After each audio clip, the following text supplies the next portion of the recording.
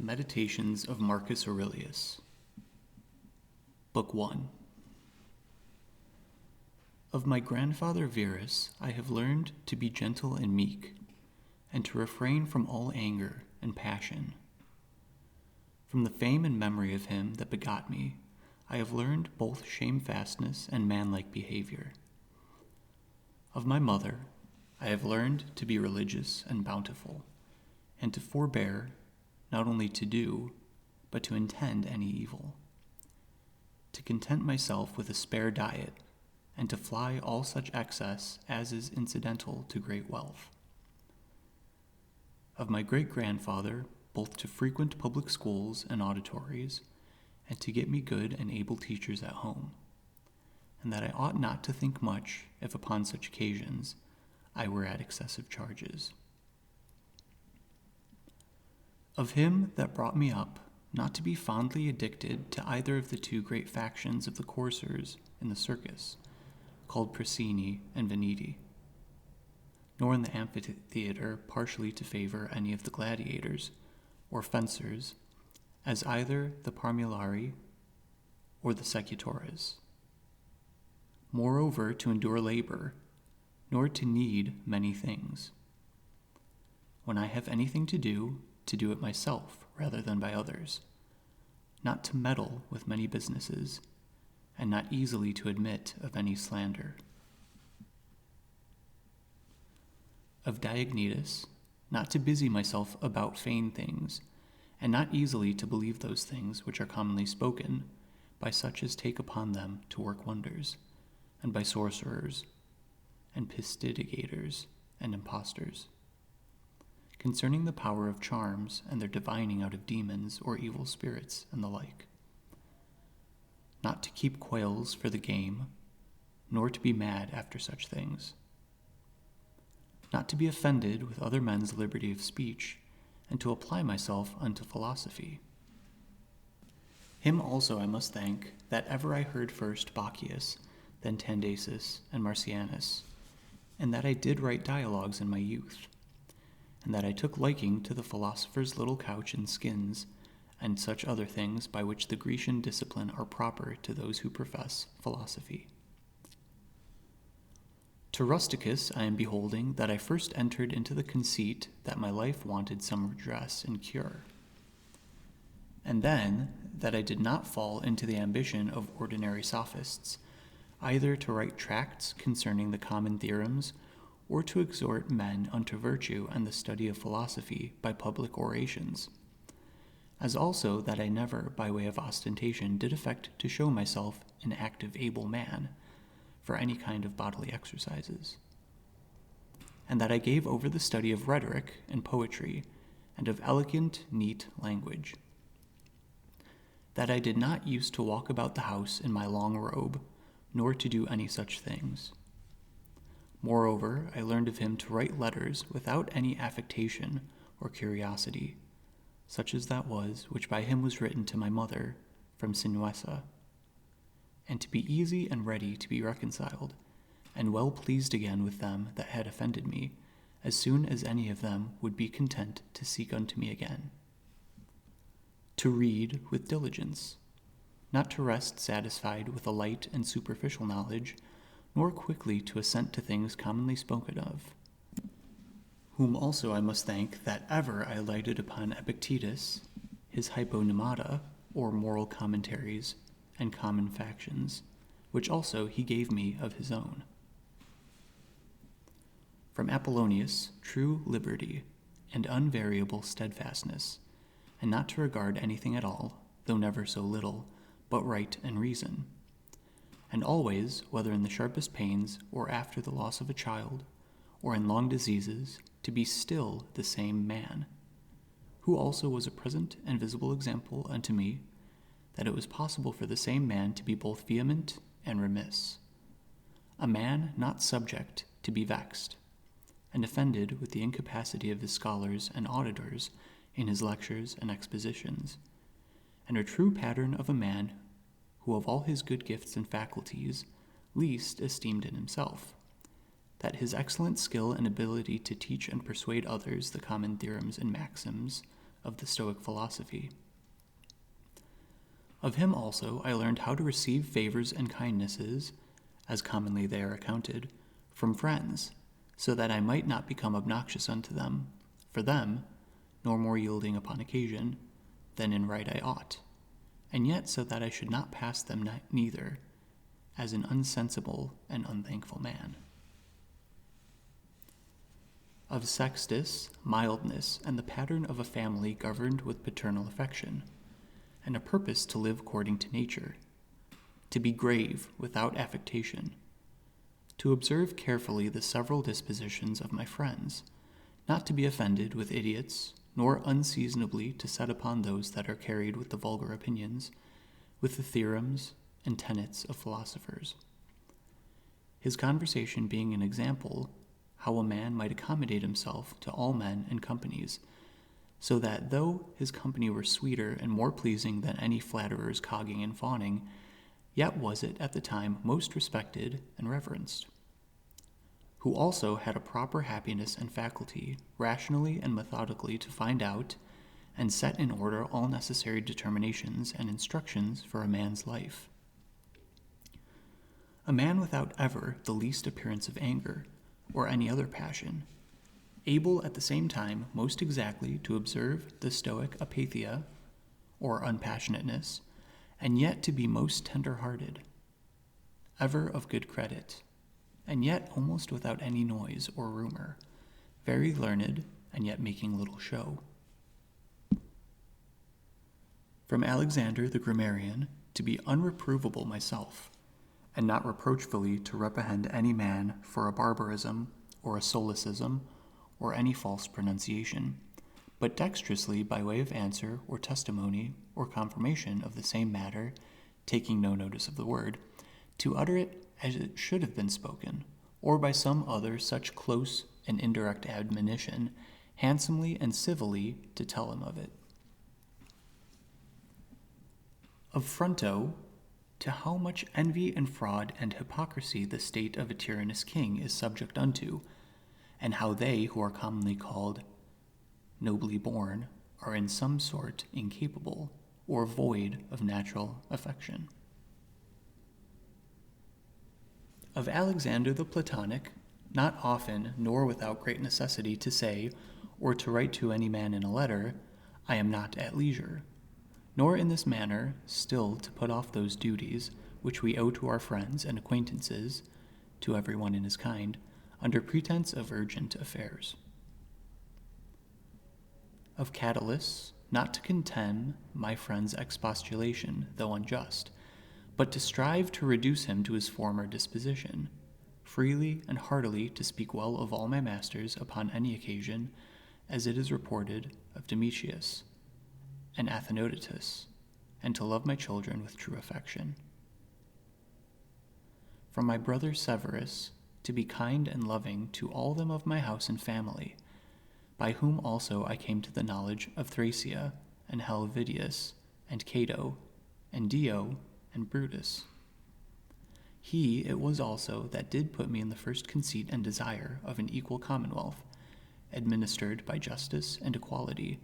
and of a kingdom wherein should be regarded nothing more than the good and welfare of the subjects. Of him also to observe a constant tenor, not interrupted with any other cares and distractions, in the study and esteem of philosophy, to be bountiful and liberal in the largest measure, always to hope the best, and to be confident that my friends love me,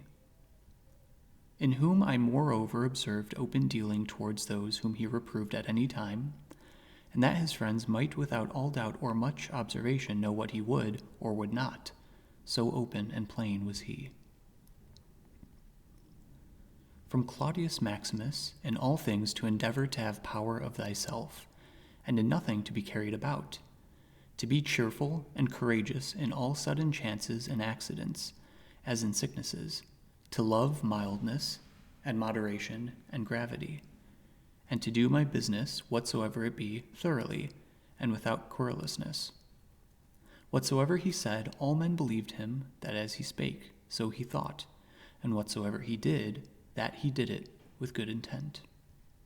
His manner was never to wonder at anything, never to be in haste, and yet never slow, nor to be perplexed or dejected, or at any time unseemly or excessively to laugh, nor to be angry or suspicious, but ever ready to do good and to forgive and to speak truth. And all this as one that seemed rather of himself to have been straight and right than ever to have been rectified or redressed. Neither was there any man that ever thought himself undervalued by him, or that could find his heart to think himself a better man than he. He would also be very pleasant and gracious. In my father I observed his meekness, his constancy without wavering in those things which after a due examination and deliberation he had determined. How free from all vanity he carried himself in matter of honor and dignity, as they are esteemed. His laboriousness and assiduity, his readiness to hear any man that had aught to say tending to any common good. How generally and impartially he would give every man his due. His skill and knowledge, when rigor or extremity, or when remissness or moderation was in season. How he did abstain from all unchaste love of youths. His moderate condescending to other men's occasions as an ordinary man, neither absolutely requiring of his friends that they should wait upon him at his ordinary meals, nor that they should of necessity accompany him in his journeys, and that whensoever any business upon some necessary occasions was to be put off and omitted before it could be ended, he was ever found, when he went out about it again, the same man that he was before. His accurate examination of things in consultations and patient hearing of others. He would not hastily give over the search of the matter as one easy to be satisfied with sudden notions and apprehensions. His care to preserve his friends, how neither at any time he would carry himself towards them with disdainful neglect and grow weary of them, nor yet at any time be madly fond of them. His contented mind in all things, his cheerful countenance, his care to foresee things far off, and to take order for the least, without any noise or clamor. Moreover, how all acclamations and flattery were repressed by him. How carefully he observed all things necessary to the government, and kept an account of the common expenses, and how patiently he did abide that he was reprehended by some for his strict and rigid kind of dealing. How he was neither a superstitious worshipper of the gods, nor an ambitious pleaser of men, or studious of popular applause, but sober in all things, and everywhere observant of that which was fitting, no affecter of novelties. In those things which conduced to his ease and convenience, plenty whereof his fortune did afford him, without pride and bragging, yet with all freedom and liberty. So that as he did freely enjoy them without any anxiety or affectation when they were present, and when absent he found no want of them. Moreover, that he was never commended by any man, as either a learned acute man, or an obsequious officious man, or a fine orator, but as a ripe mature man, a perfect sound man, one that could not endure to be flattered, able to govern both himself and others. Moreover, how much he did honor all true philosophers, without upbraiding those that were not so. His sociableness, his gracious and delightful conversation, but never unto satiety. His care of his body within bounds and measure, not as one that desired to live long, or over studious of neatness and elegancy, and yet not as one that did not regard it, so that through his own care and providence he seldom needed any inward physic, or outward applications, but especially how ingeniously he would yield to any that had obtained any peculiar faculty, as either eloquence, or the knowledge of the laws, or of ancient customs, or the like, and how he concurred with them in his best care and endeavor that every one of them might be in his kind, for that wherein he excelled he regarded and esteemed. And although he did all things carefully after the ancient customs of his forefathers, yet even of this was he not desirous that men should take notice, that he did imitate ancient customs. Again, how he was not easily moved and tossed up and down, but loved to be constant, both in the same places and businesses, and how after his great fits of headache he would return fresh and vigorous to his wonted affairs. Again, that secrets he neither had many nor often, and such only as concerned public matters. His discretion and moderation in exhibiting of the public sights and shows for the pleasure and pastime of the people, in public buildings, congeries, and the like. In all these things having a respect unto men only as men, and to the equity of the things themselves, and not unto the glory that might follow. Never wont to use the baths at unseasonable hours, no builder, never curious or solicitous, either about his meat or about the workmanship, or color of his clothes, or about anything that belonged to external beauty. In all his conversation, far from all inhumanity, all boldness and incivility, all greediness and impetuosity,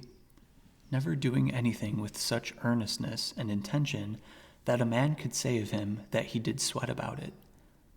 but contrariwise, all things distinctly, as at leisure, without trouble, orderly, soundly, and agreeably. A man might have applied that to him, which is recorded of Socrates, that he knew how to want, and to enjoy those things, in the want thereof, most men show themselves weak, and in the fruition, intemperate, but to hold out firm and constant, and to keep within the compass of true moderation and sobriety in either estate, is proper to a man who hath a perfect and invincible soul, such as he showed himself in the sickness of Maximus. From the gods I received that I had good grandfathers and parents, a good sister, good masters, good domestics, loving kinsmen, almost all that I have, and that I never through haste and rashness transgressed against any of them, notwithstanding that my disposition was such as that such a thing, if occasion had been, might very well have been committed by me, but that it was the mercy of the gods to prevent such a concurring of matters and occasions as might make me to incur this blame. That I was not long brought up by the concubine of my father, that I preserved the flower of my youth, that I took not upon me to be a man before my time, but rather put it off longer than I needed, that I lived under the government of my Lord and Father, who would take away from me all pride and vainglory, and reduce me to that conceit and opinion that it was not possible for a prince to live in the court without a troop of guards and followers, extraordinary apparel, such and such torches and statues, and other like particulars of state and magnificence, but that a man may reduce and contract himself almost to the state of a private man, and yet for all that not to become the more base and remiss in those public matters and affairs wherein power and authority is requisite.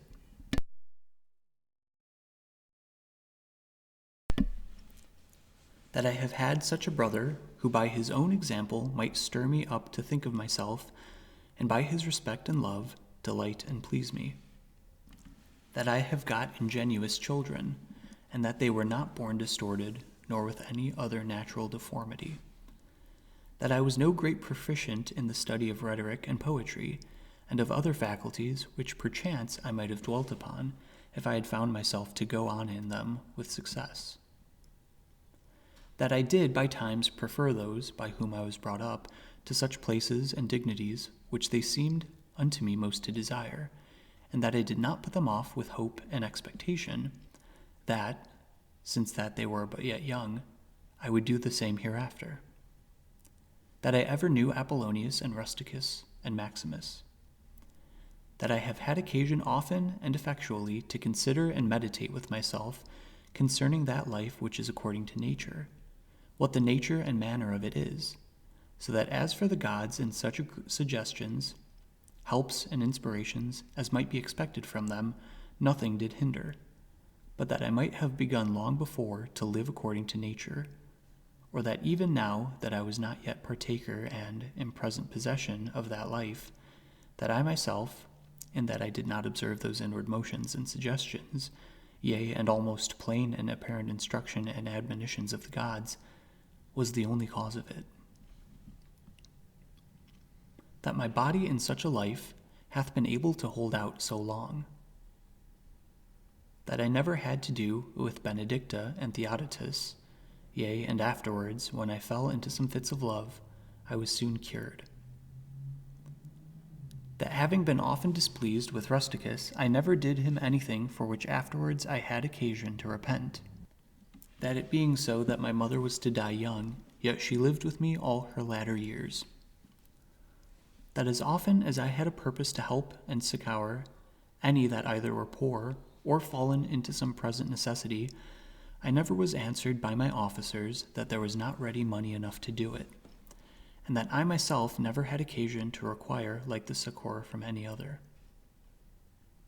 That I have such a wife, so obedient, so loving, so ingenuous. That I had choice of fit and able men to whom I might commit the bringing up of my children.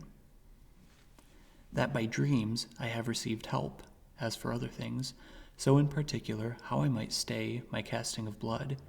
and cure my dizziness. As that also that happened to thee in Cogita, as unto Chryses when he prayed by the seashore. And when I did first apply myself to philosophy,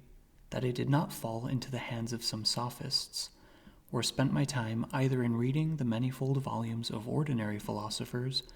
nor in practicing myself in the solution of arguments and fallacies, nor dwelt upon the studies of the meteors and other natural curiosities.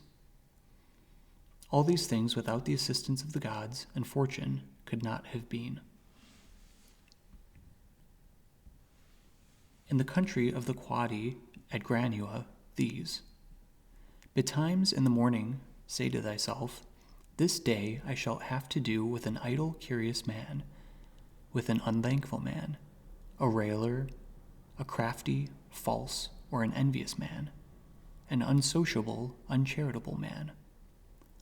All these ill qualities have happened unto them through ignorance of that which is truly good and truly bad. But I that understand the nature of that which is good, that it only is to be desired, and of that which is bad, that it only is truly odious and shameful. Who know, moreover, that this transgressor, whosoever he be, is my kinsman, not by the same blood and seed, but by participation of the same reason, and of the same divine particle. How can I either be hurt by any of those, since it is not in their power to make me incur anything that is truly reproachful, or angry and ill-affected towards him, who by nature is so near unto me? For we are all born to be fellow workers, as the feet, the hands, and the eyelids, as the rows of the upper and under teeth. For such, therefore, to be in opposition is against nature. And what is to chafe at, and to be averse from, but to be in opposition? Whatsoever I am is either flesh or life, or that which we commonly call the mistress and overruling part of man, reason. Away with thy books, suffer not thy mind any more to be distracted, and carried to and fro, for it will not be. But as even now ready to die, think little of thy flesh, blood, bones, and a skin, a pretty piece of knit and twisted work consisting of nerves, veins, and arteries. Think no more of it than so. And as for thy life, consider what it is, a wind, not one constant wind, neither, but every moment of an hour let out and sucked in again. The third is thy ruling part, and here consider, thou art an old man. Suffer not that excellent part to be brought in subjection, and to become slavish. Suffer it not to be drawn up and down with unreasonable and sociable lusts and motions, as it were with wires and nerves. Suffer it not any more, either to repine at anything now present, or to fear and fly anything to come, which the destiny hath appointed thee. Whatsoever proceeds from the gods immediately, that any man will grant totally, depends from their divine providence. As for those things that are commonly said to happen by fortune, even those must be conceived to have dependence from nature, or from that first and general connection. and concatenation of all those things which more apparently by the divine providence are administered and brought to pass. All things flow from thence, and whatsoever it is that is both necessary and conducing to the whole, part of which thou art, and whatsoever it is that is requisite and necessary for the preservation of the general, must of necessity for every particular nature be good and be hopeful. And as for the whole, it is preserved, as by the perpetual mutation and conversion of the simple elements one into another, so also by the mutation and alteration of things mixed and compounded. Let these things suffice thee. Let them be always unto thee, as thy general rules and precepts. As for thy thirst after books, away with it with all speed, that thou die not murmuring and complaining, but truly meek and well satisfied, and from thy heart thankful unto the gods.